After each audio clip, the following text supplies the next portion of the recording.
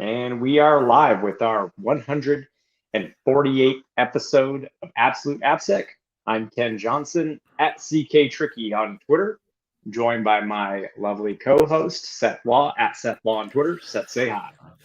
Hey everybody, welcome back to another episode. Ken and I were off last week because of life stuff. We had James Kettle on a couple weeks ago, but we are back to talk about especially recent news because it seems like the world's on fire, or at least the Facebook world, right? Social media world's on fire. It's back now, but yesterday was an interesting day. There's a couple of things to talk about. As far as meeting us or actually interacting with the community, please join Slack if you get the opportunity. Jump in and join the conversation there. Otherwise, I will be at both SaintCon in a couple of weeks here in Utah, if you're going to be around, or B-Side Salt Lake City is going to be in December. So both of those will have some sort of a live presence going. So we're going to be there. I'll be giving out stickers and swag and everything else. But yeah, outside of that, we have been talking about courses and other things, but nothing is settled yet, right? I think life has just kind of gotten in the way the last couple of months, right, Ken? Oh my God. Yeah. It's been pretty hectic, that's for sure. Yeah. So yeah. But and it's not, and I will say, I still have probably personally another month of hectic stuff before it starts to calm down. But as and for those watching, you might notice I have a different angle today. That's because I'm literally just moving all my stuff to a different place. So yeah, it's just there's going to be some probably going to be some podcast stuff where I'm just in random places for the next month. I still think my favorite was when we had the first podcast with Stefan, and he was honestly in the back of a police car. I think he was at a rest stop in the middle of, I don't know, Maine or New York State somewhere, right? Just decided he was going to do the podcast with us as he was driving. I don't know, whatever, right? Yeah, it was dark out. I think it was snowing or something. I don't know, something like that. Yeah, it was fun. Yeah, but yeah, it's going to be a little bit more of that hectic chaos for about another month, and then things will settle. So I hope. Hopefully, yeah. So, it'll be okay, right? We'll work through it. I mean, there's always stuff to talk about. There's always interesting topics, and the news in and of itself has been super interesting. So, and the one that I've had from a lot of non-technical people is Facebook going down, right? So maybe we start there. I don't know what your thoughts are on it. I never thought I'd have a discussion with, my wife and my daughter about what BGP is. But that happened yesterday, right? Because of Facebook going down. And you got to feel for those guys. I know in some of the Slack channels that we're in, we actually have, a couple of people that have, the industry is pretty small when it comes to engineers and security people. And so we always know someone or someone who knows someone that works at Facebook. So I'm sure, hopefully they're recuperating today. But what were your thoughts on that specifically, Ken? Facebook went down? No, I'm just kidding. Yeah, there's a few things to unpack there because Krebs on Security had a pretty I don't know. Actually, I might have that link up already to post. I'll find it. Yeah. Okay, cool. Yeah. So to your point, there was a BGP update that knocked everything offline. BGP being a major routing protocol. We're talking worldwide ramifications for screwing that up, which is what happened. But I think there's a few interesting things. So what first popped into my head what I think everybody noticed was there were a lot of ancillary services that are dependent upon Facebook, WhatsApp, and Instagram that just didn't work. So for instance, and I didn't try, I don't know if you tried to go on your Oculus. Yeah, I can't, you had any time to go on your Oculus. Neither of us have any time for that. But if we had tried to go on our Oculuses, those wouldn't have worked. There's apparently, Thank you Yeah. for sharing the link. There's some other services detailed in Krebs on security that just were knocked offline that were, like I said, completely dependent on Facebook. I think a lot of seller services. Yeah, just a lot of stuff that was affected. But I think also what was interesting is in reading that article was that access that reportedly some Facebook employees couldn't even access the building, because many of their internal tools, their badging system, so many of these services rely on being able to access that Facebook domain. And essentially, when the BGP update went out, nothing on Facebook owned domains was accessible, which means like the badging system, the various internal chat systems, the tooling they have, everything collapsed. And so I think, to unpack that, first thing is obviously there's got to be a little bit more resilient redundancy, maybe move some of those systems off of a Facebook domain would probably be a lesson learned from all of this. So I'm laughing, but I am sorry to it's you folks who are affected by that. I think now that it's over, maybe we can take a step back and learn something from it. have Hopefully, a little chuckle. Yeah. So like the thing that I was trying to explain to like the non-technical that we're asking, right, was the internet is basically built upon a gentleman's agreement that happens between like the way that BGP works, right? And it's very interesting to see how much like BGP is being discussed on, lobsters. I've seen like Wikipedia retweeted about like what BGP is. But the technology and the protocol that exists, right? This came about even kind of before TCP, this whole BGP protocol, the way that the routers work and they declare what IP spaces they're in.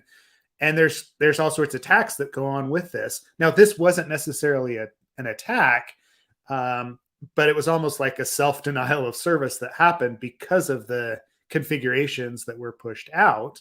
And at times we just forget about how much we are dependent on these technologies, and we're abstracting ourselves away from kind of this base level of implementation, these base implementations, these base protocols.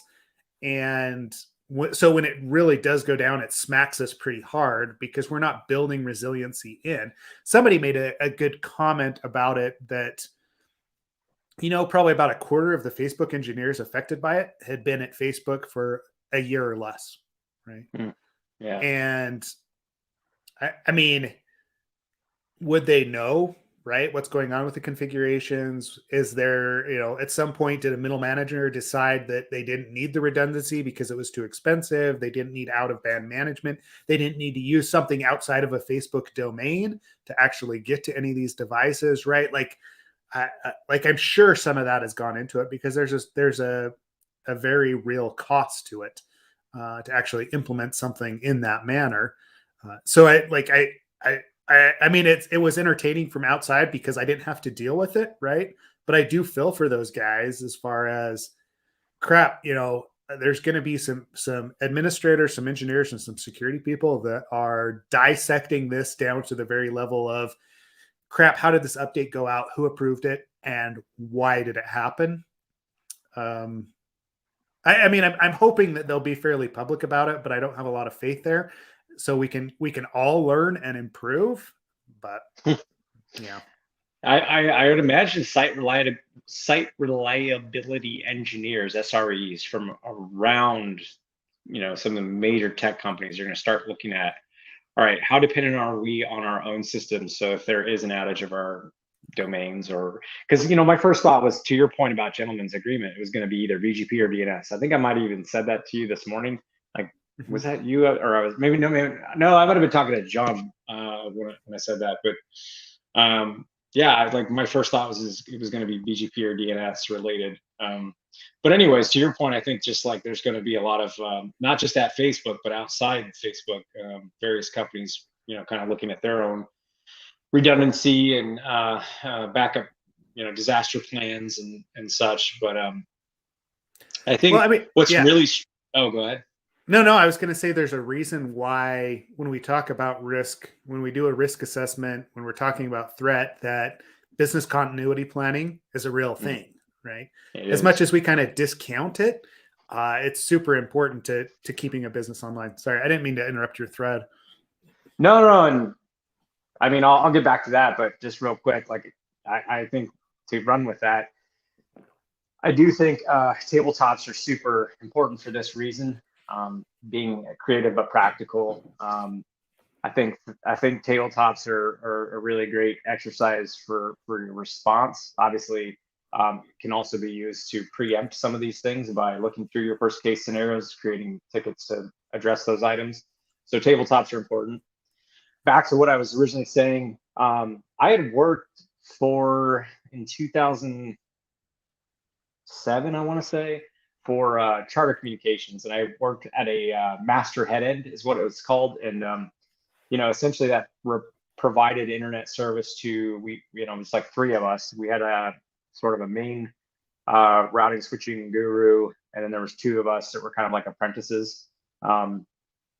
And so, well, a couple things there. So we provided service to Reno, Lake Tahoe, things like that, internet service. So it was a pretty like our master head end was responsible for a lot of the internet. I have to tell you to me, and this isn't even BGP level. This is just regular routing and network changes.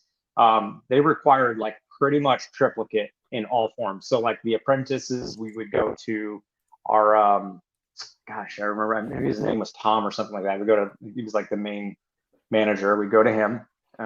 We sit down. We review all of our configs. Then the configurations had to be run up to like a intermediary layer between us and some corporate offsite HQ, and then that once our main manager and the intermediary like went through the configs and approved it, then there was like I said, it was a triplicate, so there was like a third entity, and who knows, there might have been more to all this, but that's just what I knew. And then that third entity looks through and then reviews the configs and gives the final approval.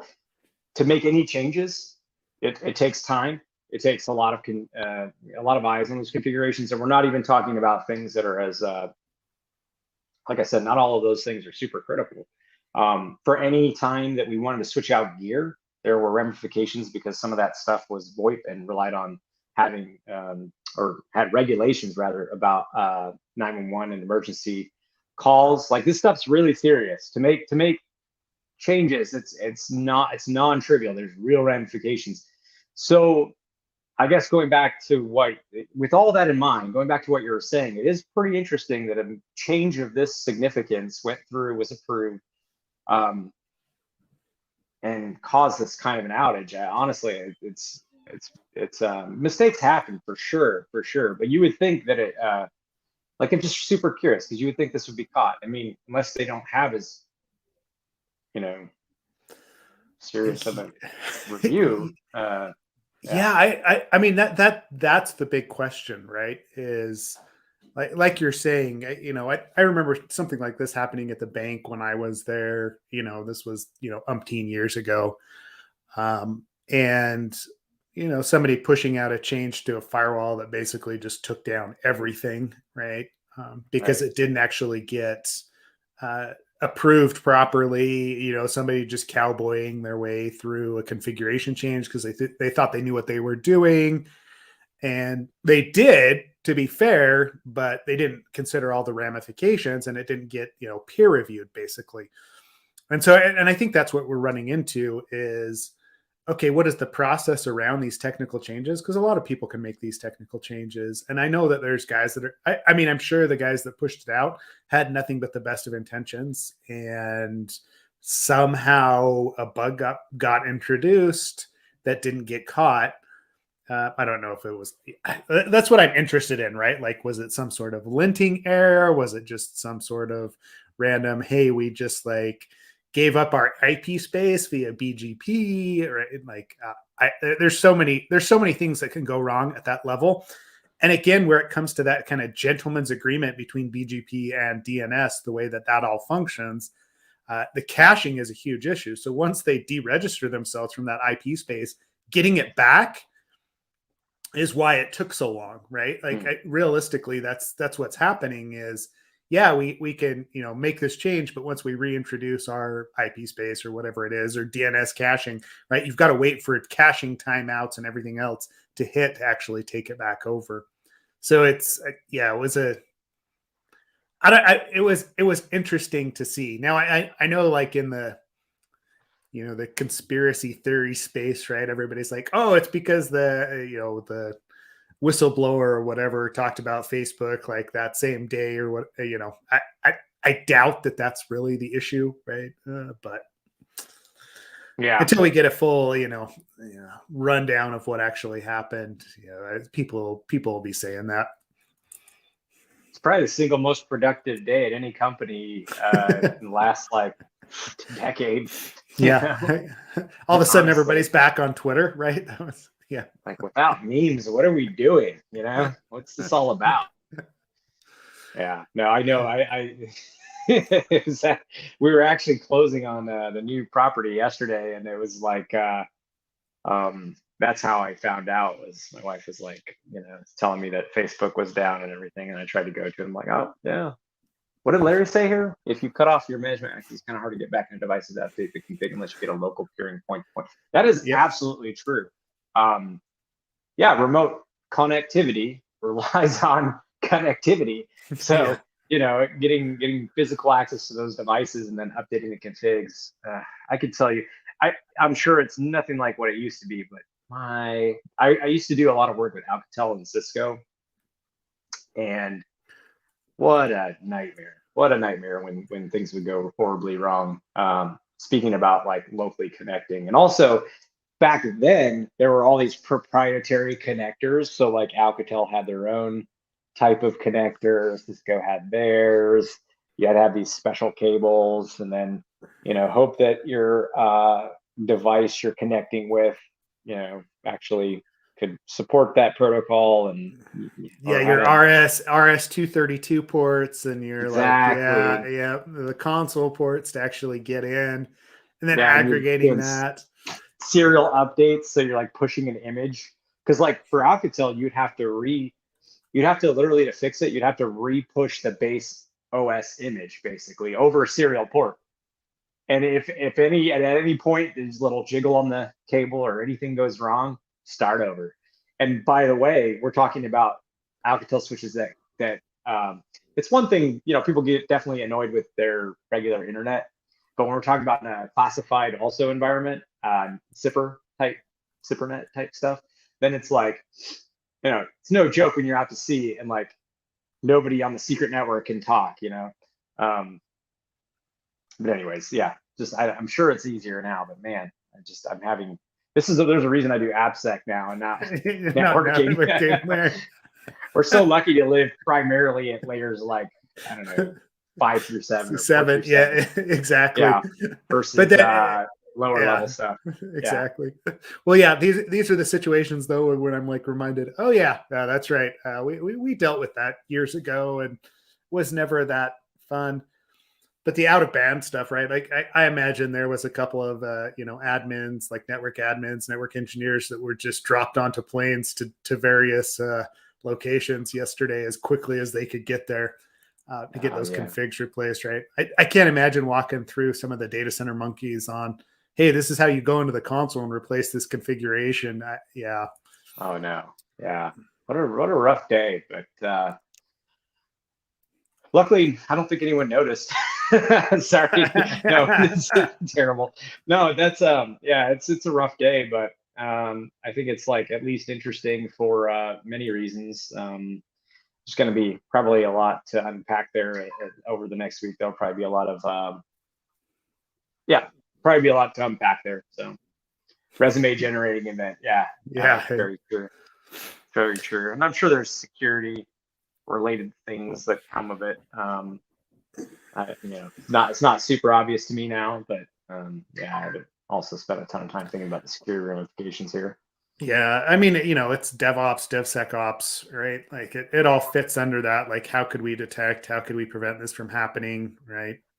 Because I mean, a denial of service event affects both of those, and yeah. Anyway, so I think we've probably, beat that story up enough. Sure. Yeah. What, the next thing that I have on my list was Phrack. And I just noticed this morning. I know put the there's link in if you want. Okay. Yeah. I know that there's all sorts of different, locations that we go to get data and to learn about hacking topics. I have I don't know, a place in my heart for Phrack, because it was the only thing available when I was doing like BBS, right? That really talked about security and introduced us to, stack smashing and buffer overflows and how that actually happened, how it all worked behind the scenes, Nmap, original iterations of all of these security tools were all released through Phrack. So it's really interesting to see a new version or a new instance pop up, right? Oh, great. Thanks for defining bulletin board systems, you asshole. Ouch. No, I'm just going to go crawl back into my corner now. I believe it's an old wooden ship. Sorry. Anyways. That's awesome. Yeah. Anyways. Yeah. Good times. Good times. Yeah. So Phrack, there is I'm going to call it a new issue of Phrack that's out. This is the first one in 5 years. And I haven't consumed it all yet. I started poking around. Introduction is really good. The stuff that there was like some, there's an article on attacking JavaScript engines that I started to read. There's also another one on the YouTube security scene by Live Overflow, who's basically doing hacking on YouTube. And I miss the old kind of hacker zine space, right? I know we have Medium. I know I have other ways of getting this information out. But some of those articles, even starting to read them now, I'm like, oh crap, I've got to actually do research to understand what's going on. And implementing some of the ideas and some of the exploits that were in Phrack were very instrumental to me personally in getting into security just in general and being interested in it because of the puzzles that are solved in there, because of the way that it actually, it just spoke to like this whole kind of generation that's out there. And I know, 2600 is still around too. They don't have quite the same cachet they did back in the BBS or the bulletin board system days. But check it out, right? Like it's a good resource to have. I did, tweet it out as well. But anybody that's been around for a while, it feels very nostalgic to me, right? Yeah, I mean, in reading through this, it makes a lot of sense. They talk about in the first couple paragraphs how, and I actually think this is a good point that they make. It's everybody. Well, I guess you could. I don't want to go into like what ego really is versus the ego that we call ego, but I'll just stick with what people call ego, right? Like egotistical. And I don't think they mean in a judgy way so much. They kind of try to lighten the terminology there and explain themselves. But I think what they're saying is people are, previously, especially before there was an industry and there was money to be made here and fame to be had. I don't know what kind of fame. I don't think any of us are famous, but whatever, we'll call it fame. There was a collective of people that were just, interested in hacking techniques, and time has shifted that a bit where people kind of go into, including like take us for instance. I used to hack it. Like I would hack on anything, right? Like a lot of wireless stuff, VoIP switches and routers, web applications, but it was diverse. My time was diverse.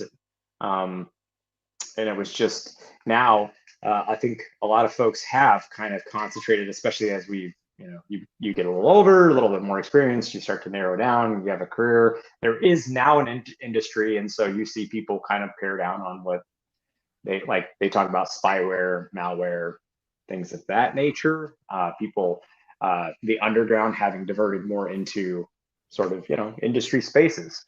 Um, Fair point to point out. Also, they point out that academia started citing things published inside of Phrack that they believe that was not a net positive for the underground collective, people that contributed to Phrack. I could see that.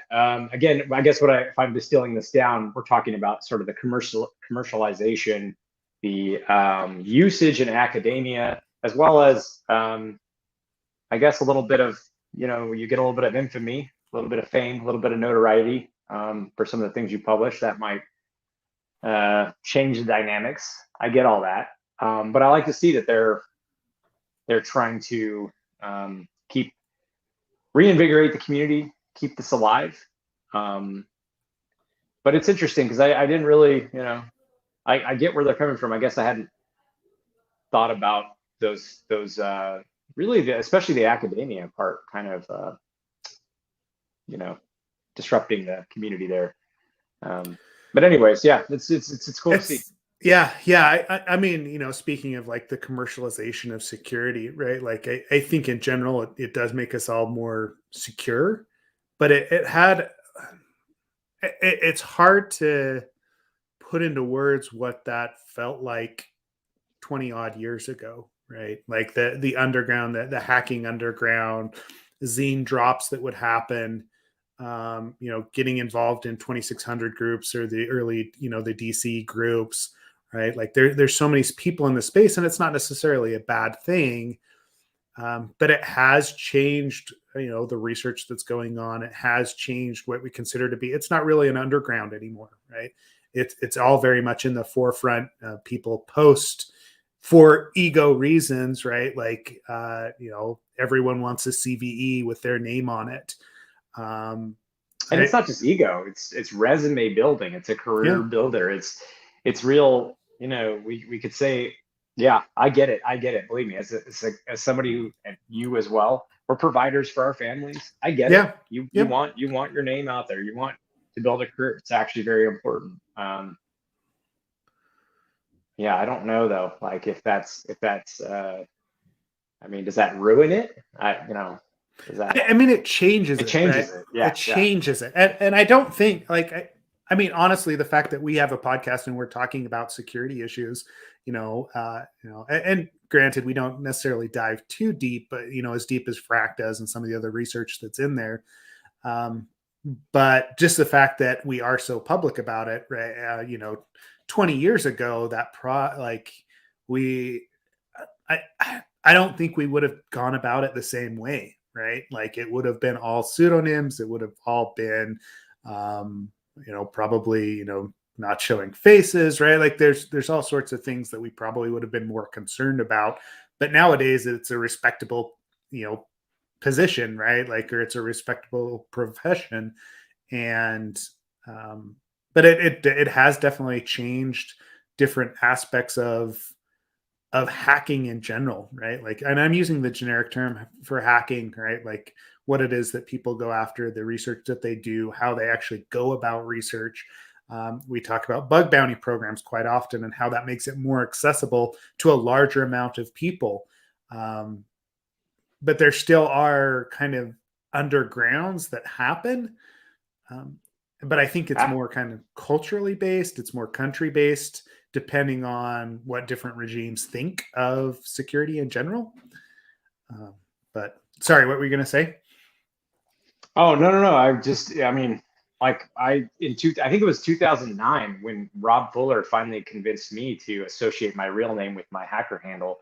And he created a video where, I didn't even want my voice to be on the video. So especially because I was working federal stuff at the time. So I was a little nervous about kind of just outing my hacker handle with my like personal information. So I did a video even of how to, I don't know, write code for Burp Suite extensions or something. I don't know, something along those lines. I really don't remember. Could have been something way more simple than that. I don't remember. But in any case, he did the voiceover for it just because I was so nervous. So to your point, that's how it used to be. That's why we had hacker handles. That's for me why I had the CK Tricky hacker handle. And it took, probably 3-4 years before someone convinced, and it was Rob Fuller, Mubix Online, who convinced me to start opening up a little bit more about the work we were doing, and or I was doing, and so, and start participating more in community things, like physically in person, like CCDC and things like that. Yeah, because there was very much a, coming up from like the BBS days, there was very much this feeling of you don't want anyone to know what your real name is. Yeah, no, absolutely not. You And don't want people to know who you are. Yeah. And, you interacted.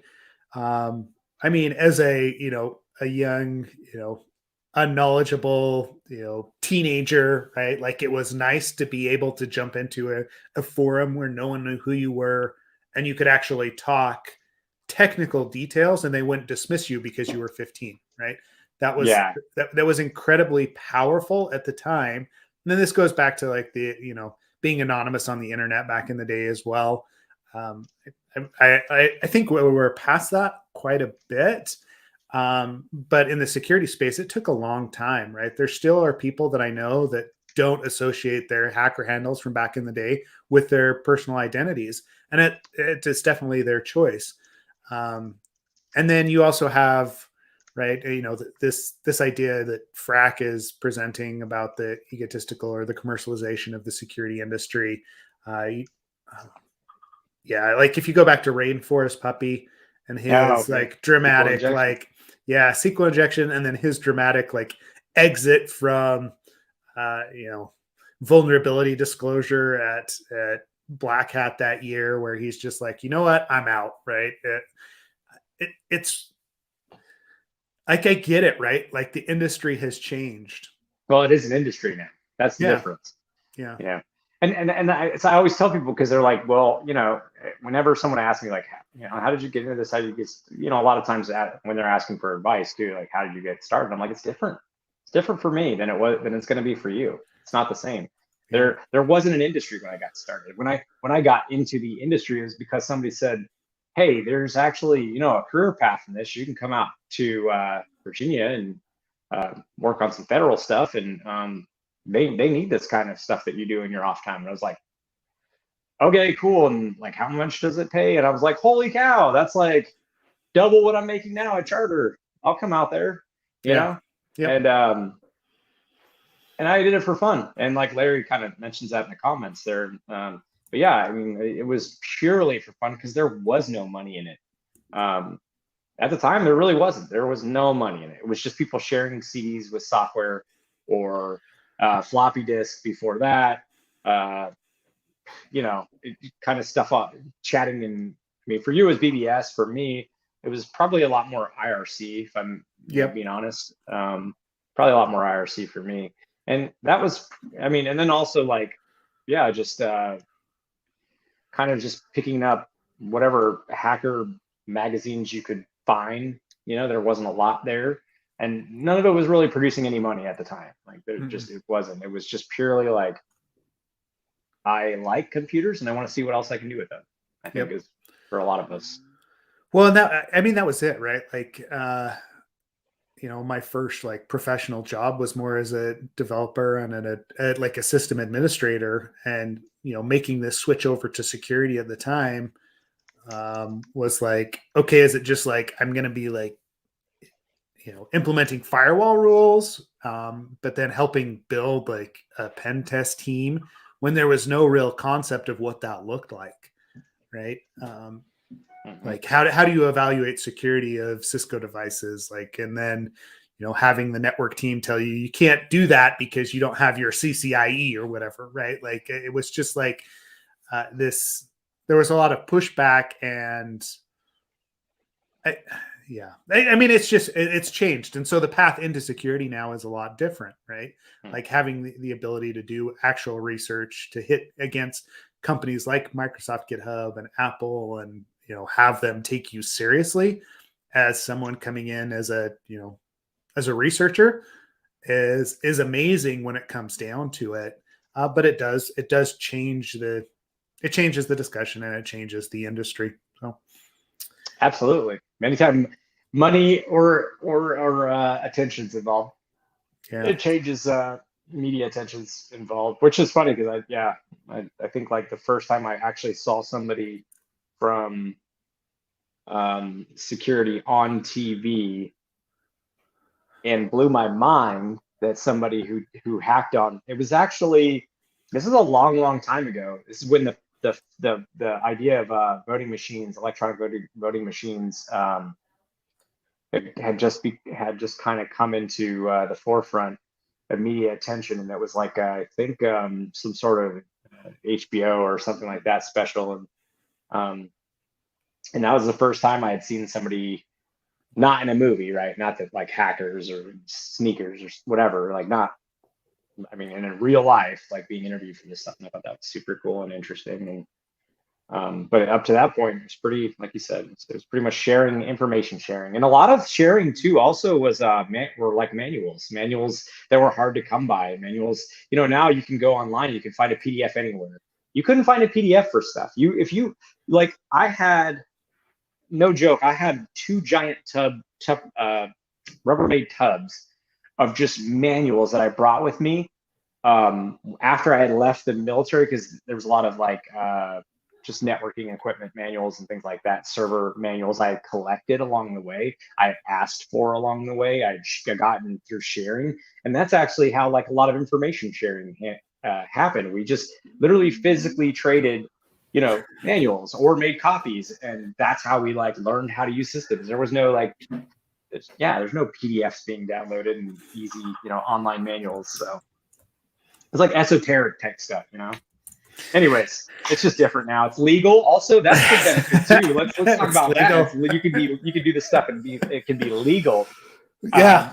Not have to buy, like in my house, I don't know about you, but I had like the actual server equipment, the routing equipment, and that's what I actually learned on, in addition to some other stuff that I'm not putting on YouTube, but whatever. We all like played around, did some gray area stuff, but also had like physically, home labs that we had to pay money for and piece together equipment off. Like for me, I remember buying stuff off eBay when eBay was just new.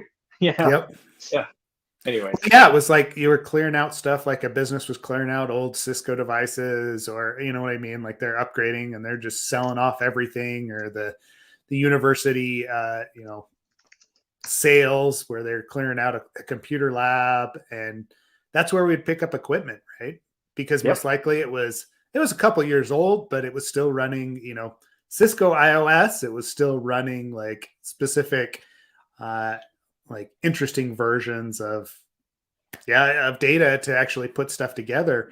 I mean, that's where I got all my experience with like Solaris. Was an old, an old box that somebody was throwing out that I was like, hey, I'll take that. I'll take a look at it. And, Mm-hmm. and installing and trying to use that. And I mean, it goes all across the board, right? That was the way that we learned. Nowadays with VMware, with Docker, with other things, like we tend to abstract out. I mean, this goes back out to like BGP routers and things like that, right? Like we're running on top of a layer that maybe we don't understand so well. Yeah, Larry. We all bought so much Sun Microsystems stuff, right? That's a reason why Oracle is still, or Sun was so, they were so dominant back in the day. But we could go back and talk about Deck Alphas, or even like some of the old mainframe systems. But a lot of that, even second hand, was really expensive. So yeah. Deck Alphas. There was some good stuff there, right? Which was, like now we're just getting all nostalgic. We could talk about Linux back in the day. You're muted, Ken. We lost Ken. Woohoo! doesn't seem to be connected. I don't know what's going on now. He's still running on one of those old deck alphas. Yeah. So I wonder on the Sun stuff like that, Larry. Larry's just commenting in Slack and responding to him in real time because I guess that's what we're doing today. Are you able to? Are those still up and running? Like those old Sun Ultras? Can you still? There? I'm back, by the way.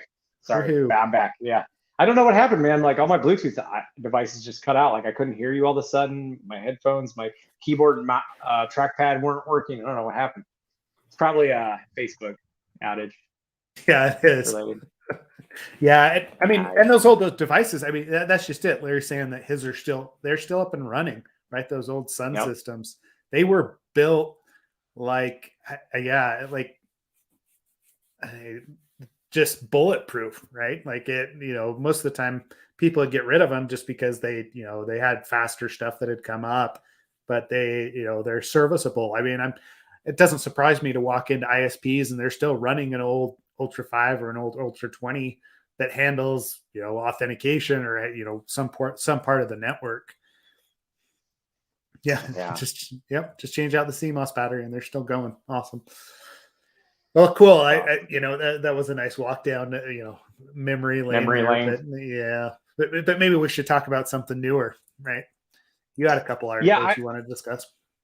Actually, I figured I'd talk like a little bit real quick about paved paths, and the reason I say that is there's a little bit of Twitter activity that kind of began to touch upon it, and I felt like maybe expanding upon that. I don't know if that's even something people are curious why you would want a paved path, what a paved path is, but for the next few minutes, I figure we can at least address it. So for context, there was kind of a Twitter discussion about kind of like take an attack like XSS, for instance. This is actually the specific XSS, or XSS was the specific thing mentioned, and it kind of talked about all the kind of, I don't want to rehash the same stuff we always talk about, how it's kind of like a bigger symptom of, or it's a symptom of a bigger issue rather. You can do things with your framework to harden against this. You can do, you can have CSP, et cetera, right? Fun stuff. But I think it brought up a point I kind of wanted to discuss, which was like, why paved paths? Like just real quickly. So, and then let's just set the context on a paved path for those that aren't as familiar.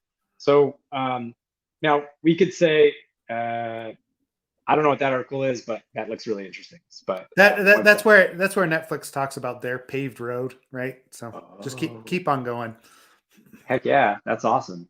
Yeah, no. So this is actually really so there's a few points to sort of talk about. But first, paved paths. So paved paths is sort of a way to have in the context that I'm speaking to it, an engineer kind of develop whatever they're going to develop using tools and processes that are well defined that we're all familiar with. So for instance, if you decided as a developer you wanted today to just try this brand new web framework that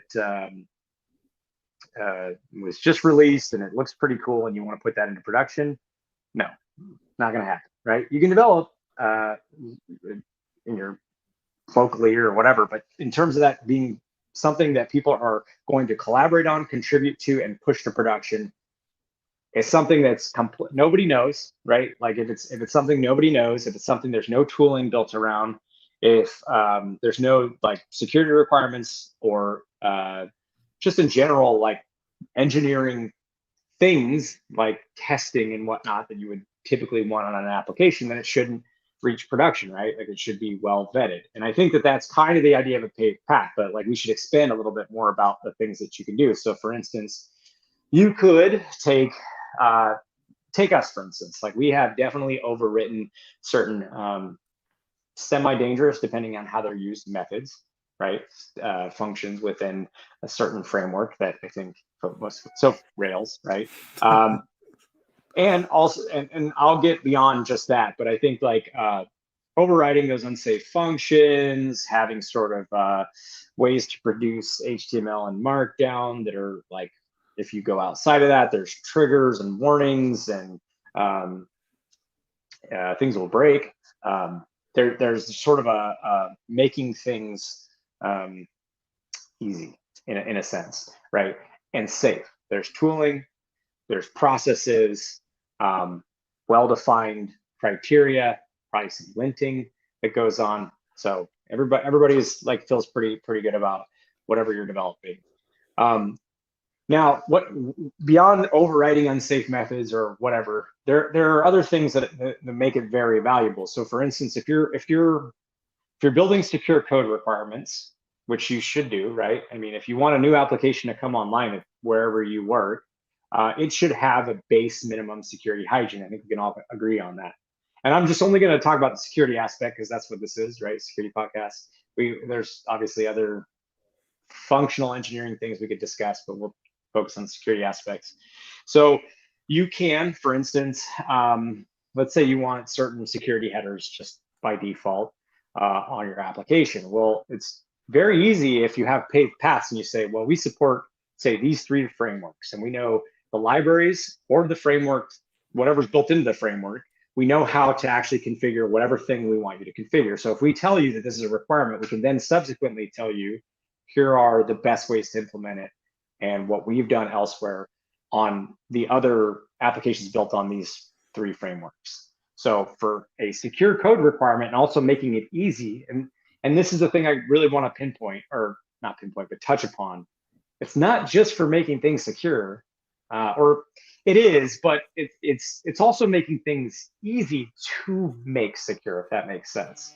So having stories for how internally your services securely communicate with one another.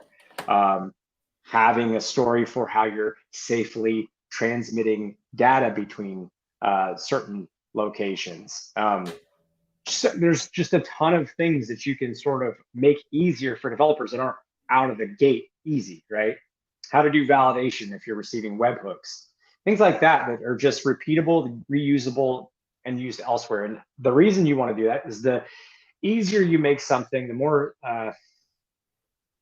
the less friction that there is, the more likely people are to actually implement whatever thing it is you want them to implement. So that's one crucial element to all of this. I also think when we talk about tooling, it's pretty difficult to implement tooling in CI that's going to catch bugs if you don't have tooling for whatever someone's developing for. This is a pretty obvious case where if you don't have static analysis or linting rules or whatever SemGrep, whatever you're using, if you don't have it set up for the specific patterns that you are accustomed to seeing because it's based on a specific set of frameworks or technologies, then it's going to be kind of the Wild West. So anything that gets developed outside of that is going to be kind of like, I don't know. This is true for sure. I think I've talked about it on the podcast before where we had like a template, and in the secure code training, definitely we've talked about this where, there was like this worst case scenario of different hodgepodge of new technologies no one had ever seen, new templating language no one had ever seen.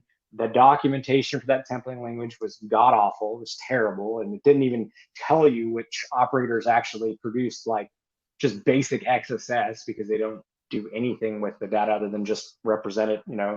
Here, present your XSS.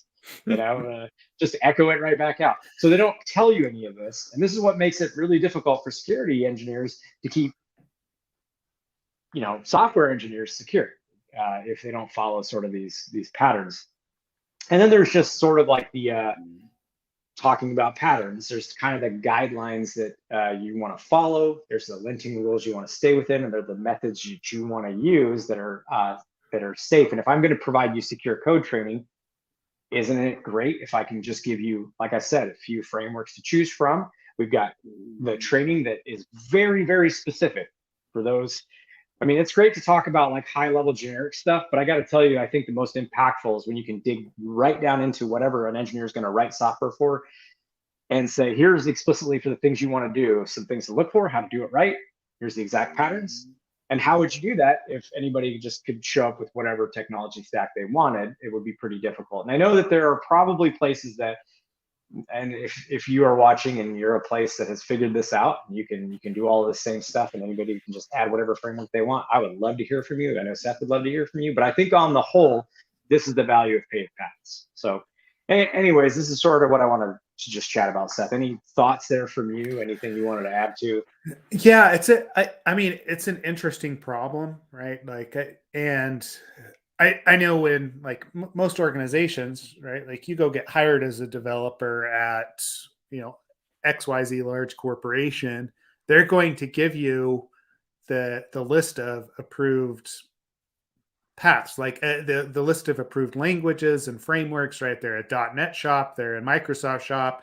You are using ASP.NET version 4.5, right? Like it just, that's what they're currently supporting, so that they can get their applications out the door. And that it's not always a security issue or a security reasoning that's behind that. Most of the time it's just, hey, we don't want to have to support 500 different languages and frameworks to be able to do the business stuff that we need to be able to do.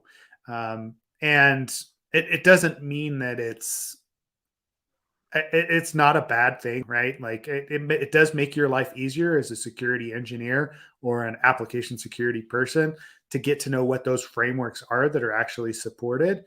But at times they're so out of date that it also causes more problems than it's worth, right? Like you guys are very dynamic at GitHub. I know you are. You're forward thinking as far as security is concerned. But most of the organizations that I walk into, small, medium-sized businesses, really have no clue as to what security is even going into their product or what languages are being supported, right? Like old versions of Java, old versions of jQuery, of everything under the sun, because they just don't have the capacity or the staff to actually look into that. And that's where it comes down to, what is it that we're providing as far as tooling is concerned from an industry perspective, and how do people use that don't have the budget of a Netflix, that don't have the budget of a GitHub or a Microsoft? Because I don't see a solution that's out there that's easily implemented. It's great that we have some grep, but most organizations that I run into struggle with just standard DevOps practices and making sure what's in production is reflective of what got tested in dev or stage, if they even have those environments, right? Ouch. That's kind of but I feel like that also, that there are other issues there.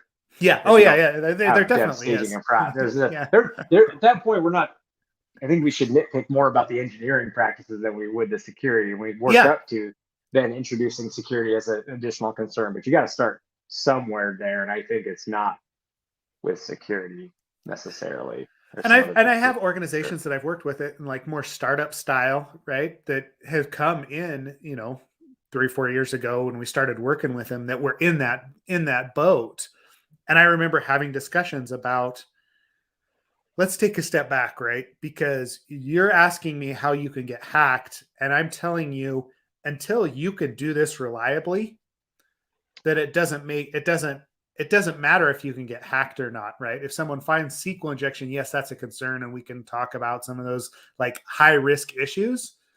Right. But until you can actually push to AWS in a secure manner and do it like repeatably over and over, we really shouldn't. We shouldn't spend a lot of time on security, because your engineering practices aren't mature enough. And I don't know, from a consulting perspective, it's hard to tell a client, guess what? Don't give me money yet, because you're not ready for what I'm going to tell you. Right. And well, it's a different role. It's really, it's consultative and not necessarily, it's sort of like, let's guide you to where, which is, and I kind of did want to go back to, because the first part of what you were saying, you were really framing it in the way of what is engineering doing, and then let's sort of react. And I think that's the right way to do it. I want to be clear on this. I don't think security should be saying you can only use these X technologies unless it's a clearly bad option, right? There are clearly bad options. Won't go into PHP. it. There are clearly Oh, sorry. We'll go into it. Me personally, there are definitely some bad options for sure, but unless it's a clearly bad option, I think at that point, your job is to primarily decide what's making engineers productive, right?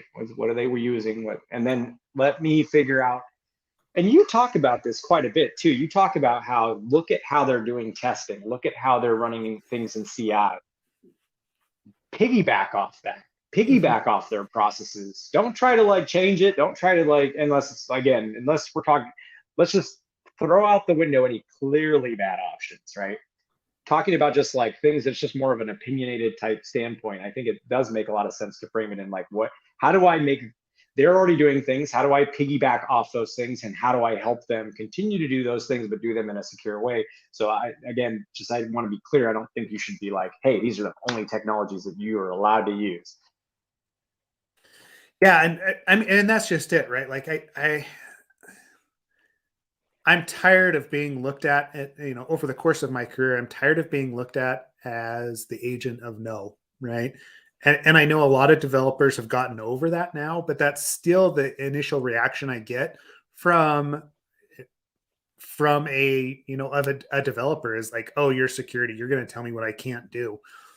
And the paved path idea gets around that because I'm more of the approach, hey, what is it that you're trying to accomplish, and how can I help you do that in a secure manner within the framework of what you're already doing, and be a partner, as opposed to, no, guess what? It's tongue in cheek. I say don't use PHP. I would never choose to build something on PHP, but if you're doing it, guess what? There are ways to do it securely, right?